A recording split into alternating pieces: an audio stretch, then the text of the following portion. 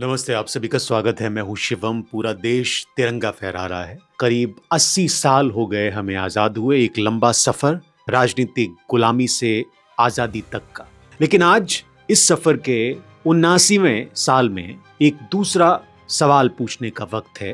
क्या आम भारतीय आज आर्थिक रूप से स्वतंत्र है, आज़ाद है, या एक नई ज़्यादा शातिर गुलामी में जकड़ा हुआ है जिसकी जंजीरें दिखती नहीं है, सिर्फ महसूस होती है। भारत के कुछ चुनिंदा व्यापारिक घरानों की संपत्ति सऊदी अरब की जीडीपी से भी ज्यादा हो गई है और ये हेडलाइन जब मैंने पढ़ी तो बड़ी हैरानी हुई। हालांकि मीडिया संस्थान ऐसी सनसनीखेज हेडलाइन लगाते हैं, लेकिन इसके पीछे एक डरावना सच भी होता है। शायद ये हेडलाइन आपने भी पढ़ी होगी। इसे इंडिया शाइनिंग और इकोनॉमिक्स सुपर पावर के मेडल की तरह पेश किया जाता है, लेकिन कोई आपसे ये नहीं पूछता कि वेल्थ जो एक स्टॉक है उसकी तुलना जीडीपी जो एक फ्लो है उससे कैसे की जा सकती है। ये अर्थशास्त्र का मजाक है। ये तुलना एक साइकोलॉजिकल इल्यूजन है जिसे डिजाइन किया गया है आपकी आंखों पर पट्टी बांधने के लिए।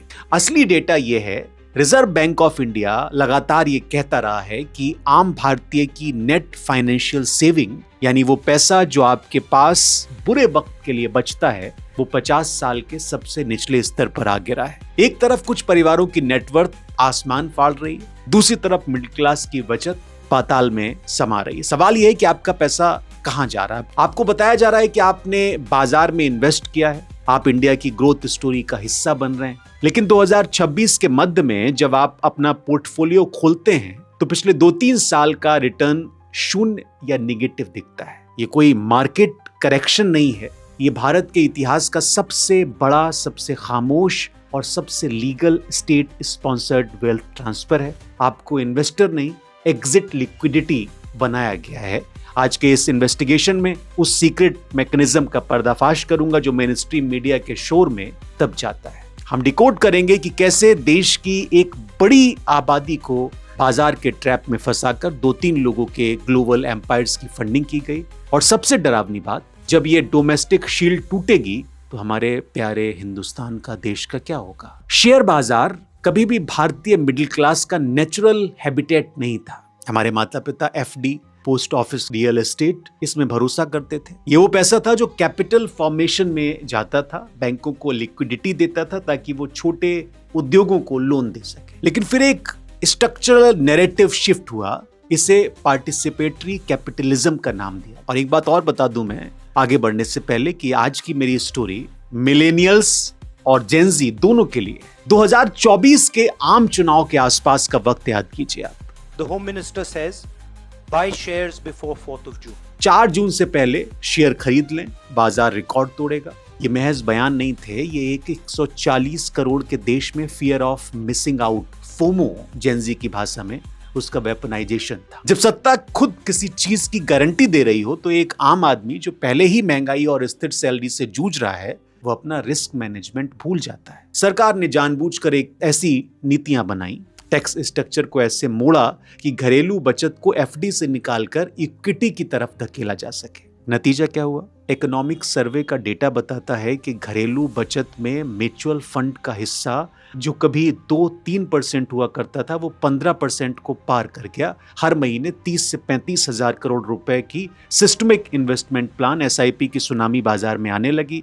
10 करोड़ से ज्यादा डीमैट अकाउंट्स खुल गए। सब खुश थे, ब्रोकर खुश, सरकार टैक्स कलेक्ट करके खुश। लेकिन इस पूरी भीड़ को ये नहीं पता था कि वो जिस कैसीनो में घुस रहे हैं वहां डीलर्स पहले ही एग्जिट गेट पर अपना प्रॉफिट गिन रहे हैं। आपको लग रहा होगा कि ये महज एक पॉलिटिकल स्टंट था जो फेल हो गया। दोबारा सोचिए, राजनीति सिर्फ एक टूल थी, असली मास्टरमाइंड कोई और था। इस एग्जिट लिक्विडिटी मैकेनिज्म को डिकोड करता हूं, आप देखिए। शेयर बाजार का एक बड़ा क्रूर लेकिन बड़ा सीधा सा रूल है, जब कोई भारी मुनाफे में अपना माल बेचना चाहता है तो उसे ऐसे खरीदार की जरूरत होती है जो उस माल को ऊंचे दाम पर खरीदे। अगर खरीदार नहीं होगा तो शेयर की कीमत धड़ाम से गिर जाएगी और बेचने वाले का प्रॉफिट हवा हो जाएगा। पिछले 10 सालों में भारत के कुछ विशेष, मुख्य रूप से एक गुजरात आधारित कॉरपोरेट घरानों ने भारी भरकम कर्ज लेकर इंफ्रास्ट्रक्चर, पोर्ट्स और एनर्जी सेक्टर में एक अघोषित एकाधिकार मोनोपोली स्थापित की।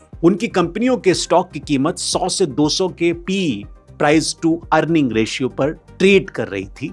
आसान भाषा में उनकी असली कमाई से 100 गुना ज्यादा उनकी कागजी वैल्यूएशन थी। अभी आपने 15 लाख करोड़ वाली एक स्टोरी शायद आप भूल गए हैं, राजेश एक्सपोर्ट वाली ऐसे ही थी। ये स्मार्ट मनी यानी प्रमोटर्स और बड़े प्राइवेट इक्विटी प्लेयर्स ये जानते थे कि ये वैल्यूएशन एक बबल है, उन्हें अपना कर्ज उतारना था और विदेशों में सऊदी अरब से लेकर ऑस्ट्रेलिया तक खदानें, रिफाइनरीज और ग्लोबल एसेट खरीदने थे। इसके लिए उन्हें चाहिए था हार्ड कैश। अब सवाल ये था कि इन ओवर वैल्यूड शेयर्स को खरीदेगा कौन? विदेशी संस्थागत निवेशक, जिनको शॉर्ट में FIIs बोलते हैं, उन्हें तो डेटा पढ़ना आता है, वो जानते हैं। वो पहले ही अपना माल डंप कर रहे थे और वो शातिर थे। यहीं पर एंट्री होती है डोमेस्टिक शील्ड की। हर महीने जो आपका 35,000 करोड़ से ज्यादा रुपए का SIP आ रहा था, म्यूचुअल फंड मैनेजर उस पैसे से क्या कर रहे थे? वो मजबूरी में इंडेक्स को मैनेज करने के लिए उन्हीं ओवर वैल्यूड शेयरों को खरीद रहे थे जिन्हें प्रोमोटर्स और FIIs बेच रहे थे। रिस्क का परफेक्ट ट्रांसफर हो चुका था। अमीरों का रिस्क, कॉर्पोरेट का कर्ज अब आपके म्यूचुअल फंड पोर्टफोलियो की इक्विटी बन चुका था। आपका पैसा उनके ग्लोबल एम्पायर को फंड करने वाला डोमेस्टिक क्राउड फंडिंग बन गया। अगर आप टीवी पर एडवर्टीजमेंट पर ध्यान देते हैं तो आप एक और चीज ध्यान रखते हैं। हाल के दिनों में तमाम फिल्मी सितारों ने, क्रिकेट के मैदान में खेलने वाले खिलाड़ियों ने म्यूचुअल फंड सही है, SIP का खूब विज्ञापन किया। आप लोगों ने पैसा लगाया, बच्चे ने पैसा लगाया जिसके पास भी था। और मैं हवा में बात नहीं कर रहा हूं। बिजनेस स्टैंडर्ड और कोटक इंस्टीट्यूशनल इक्विटीज, इसकी ताजा रिपोर्ट आप उठाकर पढ़िए।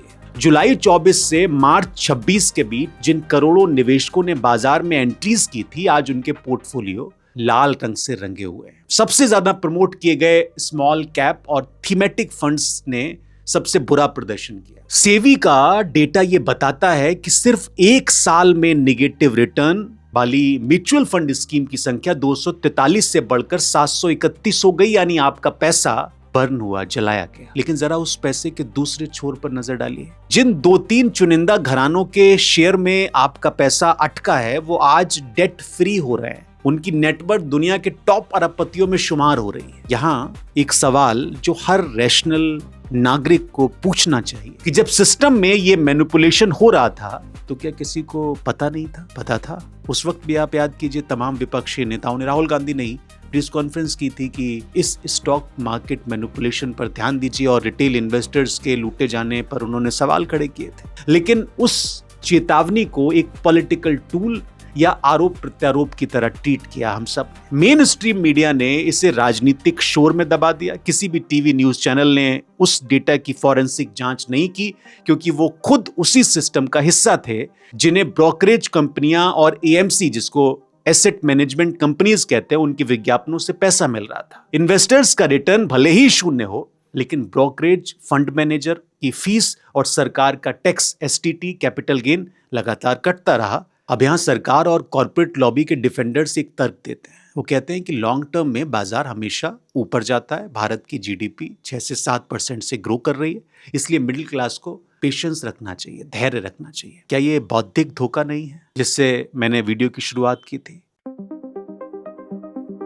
वेल्थ और GDP का कोई सीधा लेना देना नहीं है। जब इकोनॉमी में एक मोनोपोली काम कर रही हो, GDP एक फ्लो है, ये देश में एक साल में हुए कुल उत्पादन को नापती है। वेल्थ एक स्टॉक है जो कुछ हाथों में जमा हो चुकी है। जब न्यूज हेडलाइन कहती है कि अंबानी या अडानी परिवार की संपत्ति फलां देश की GDP से ज्यादा है, तो ये महज आपको भरमाने का खेल है। उसका अर्थशास्त्र से कोई लेना देना नहीं। इसका एकमात्र उद्देश्य ये होता है कि आप उनके शेयरों को खरीदते रहें, ये सोचकर कि वो टू बिग टू फेल हैं। असलियत ये है कि आपके पैसे से कोई नया इनोवेशन, कोई नया रोजगार या कोई असली रिसर्च एंड डेवलपमेंट भारत में नहीं हो रहा। आपका पैसा प्राइमरी मार्केट में नहीं जा रहा, सेकेंडरी मार्केट में उन प्रमोटर्स की जेब में जा रहा है जो अपना हिस्सा बेच रहे हैं। ये भारत के लिए एक भयानक भविष्य की चेतावनी भी हो सकती है। जब देश का मिडिल क्लास अपना कैपिटल एक अनप्रोडक्टिव एसेट क्लास में फंसा देता है जहां से उसे रिटर्न नहीं मिल रहा है, तो उसकी परचेजिंग पावर खत्म हो जाती है। वो गाड़ियां खरीदना बंद कर देता है, FMCG की सेल गिरती है और पूरी इकोनॉमी एक साइलेंट मंदी में चली जाती है। ये अर्थशास्त्री तो ऐसा ही बताते हैं, लेकिन सिर्फ एक हिस्सा है ये, और ये मिलेनियल्स को फंसाने का ट्रैप था। अब जेन जी को फंसाने का ट्रैप भी मैं आपको बताता हूं, ध्यान से देखिए। शेयर बाजार के बाहर एक दूसरा जाल बिछाया गया उन लोगों के लिए जो शेयर नहीं खरीद सकते, और उस जाल का नाम है फ्री आईपीएल और फैंटेसी गेमिंग। आपने कुछ स्टोरीज भी देखी। वाईकॉम 18 रिलायंस ने 23,758 करोड़ रुपए में आईपीएल के डिजिटल राइट्स खरीदे थे, और फिर अचानक इसे भारत की जनता के लिए जियो सिनेमा पर फ्री कर दिया गया। क्या देश का सबसे बड़ा कॉर्पोरेट घराना 23,000 करोड़ रुपए का नुकसान सिर्फ आपके मनोरंजन के लिए सहेगा? बिल्कुल भी नहीं। जब कोई चीज फ्री होती है तो आप कस्टमर नहीं प्रोडक्ट होते हैं, ये खूब आपने पढ़ा है। डेलॉयट और FIFS की रिपोर्ट ये बताती है भारत का फैंटेसी गेमिंग मार्केट 31,000 करोड़ से भी ज्यादा ऊपर है। इस बिजनेस का मॉडल सिंपल है। करोड़ों लोग 49 रुपए लगाते हैं, ऐप बिना कोई रिस्क के 15 से 20% का कमीशन अपनी जेब में डालता है और बाकी पैसा घुमाकर कुछ लोगों में बांटते हैं। ये एक नेगेटिव सम गेम है जिसमें एक सामूहिक रूप से भारत का युवा हमेशा हारता है। हॉटस्टार और जियो जैसे प्लेटफॉर्म ने 23,000 करोड़ की रिकवरी कैसे की? आपकी अटेंशन को इन सट्टेबाजी कंपनियों को बेचकर। सुप्रीम कोर्ट के लूपहोल का फायदा उठाकर इस सट्टेबाजी को गेम ऑफ स्किल घोषित कर दिया गया ताकि सरकार इस पर 28% जीएसटी वसूल सके। अगर आप इस पूरे इकोसिस्टम को जूम आउट करके देखेंगे तो एक बहुत स्पष्ट पैटर्न नजर आएगा। दुनिया का सबसे बड़ा क्रिकेट स्टेडियम गुजरात में, पूरा क्रिकेट कंट्रोल बोर्ड एक ही भौगोलिक और राजनीतिक केंद्र से संचालित हो रहा है, ऐसा लगता है। आरोप भी लगाया कई लोगों ने। और जिन कॉर्पोरेट्स ने आपके SIP के पैसे को अपनी एग्जिट लिक्विडिटी बनाया, वो भी उसी विशेष राज्य से आते हैं। ये महज एक संयोग नहीं है, ये भारत की पॉलिटिकल इकोनॉमी का एक डार्क सच भी है। 10 करोड़ मिडिल क्लास लोगों का पैसा शेयर बाजार के जरिए और 20 करोड़ युवाओं का पैसा सट्टेबाजी ऐप के जरिए एक्सट्रैक्ट किया जा रहा है, और ये सारा कैपिटल एक ही दिशा में फ्लो कर रहा है उन चुनिंदा कॉर्पोरेट्स की तिजोरियों में जो इसी कैश का इस्तेमाल करके विदेशों में खदानें, बंदरगाह और रिफाइनरीज खरीद रहे। हम आज एक ऐसे आर्थिक नरसंहार में, जब ये शब्द इस्तेमाल कर रहा हूं तो जिम्मेदारी से कर रहा हूं, उसके मुहाने पे खड़े हैं जिसे कोई टीवी चैनल नहीं दिखा रहा। जब एक युवा की आधी सैलरी ड्रीम 11 पर हार में चली जाए और एक 40 साल के नौकरी पेशा इंसान का म्यूचुअल फंड 2 साल से 0 रिटर्न देता है, तो वो दोनों बाजार से सामान खरीदना तो बंद करेंगे ही, क्या करेंगे वो? यही कारण है कि आज भारत में FMCG और ऑटोमोबाइल सेक्टर संघर्ष कर रहे हैं। आम आदमी की परचेजिंग पावर घट रही है, कुछ लोग कहते हैं खत्म हो चुकी है। देश की इकोनॉमी अंदर से खोखली हो रही है, जबकि ऊपर से कुछ बिलियनियर्स की ट्रिलियन डॉलर नेटवर्क का बैनर लगातार सब कुछ बढ़िया बता रहा है। आजादी के इस दौर में लोहे की जंजीरें नहीं हैं, आज की जंजीरें आपके मोबाइल के एल्गोरिदम, आपके SIP के इल्यूजन और सट्टेबाजी ऐप में बुनी गई है। सिस्टम से बाहर निकलिए, डेटा पढ़िए, इमोशनल इन्वेस्टिंग बंद कीजिए, ये मेरा आग्रह है आपसे। और राजनीतिज्ञों के बयानों पर पैसा लगाना भी बंद कीजिए। अपने पोर्टफोलियो को धर्म या राष्ट्रवाद की चादर से मत ढकिए, उसे डेटा के लेंस से देखिए। मेरी या किसी की बात ना मानिए, खुद ही देखिए। उन फंड से बाहर निकलिए जो मोनोपोली स्टॉक्स में हैवी वेट हैं। अपने निवेश को डाइवर्सिफाई आप कर सकते हैं। जब सत्ता इकोनॉमी की सेहत को सिर्फ स्टॉक मार्केट के इंडेक्स से नापने लगती है तो उसकी सबसे बड़ी कीमत हमेशा सबसे नीचे खड़े आम आदमी को चुकानी पड़ती है। आपका पैसा आपका रिस्क है, कॉर्पोरेट का नहीं, और सत्ता का तो बिल्कुल भी नहीं। डेटा को देखते रहिए और सवाल पूछते रहिए, क्योंकि जिस दिन आपने ये पूछना बंद कर दिया, जो कि कर दिया, आप सिर्फ एक एग्जिट लिक्विडिटी बनकर रह जाएंगे। कल आजादी के दिन मैं आपको एक और बड़ी दिलचस्प रिपोर्ट दिखाऊंगा। हालांकि मैं बिल्कुल भी नकारात्मक बात नहीं कर रहा हूँ। बहुत सारे लोग कमेंट करते हैं कि बहुत डर लगता है उनको, ये नेगेटिव बड़ा डार्क स्टोरीज है, लेकिन ये रियलिटी है। हम सब लोगों को अपने देश को इस तरह की जंजाल से बचाने की जरूरत है, जागरूक तो रहने की जरूरत है ही। और जब हम आजादी का पर्व मना रहे हैं, हम सब लोग गौरवान्वित महसूस कर रहे हैं, तो इस तरह की व्यवस्था से भी हमको अवेयर रहना चाहिए। बहुत शुक्रिया।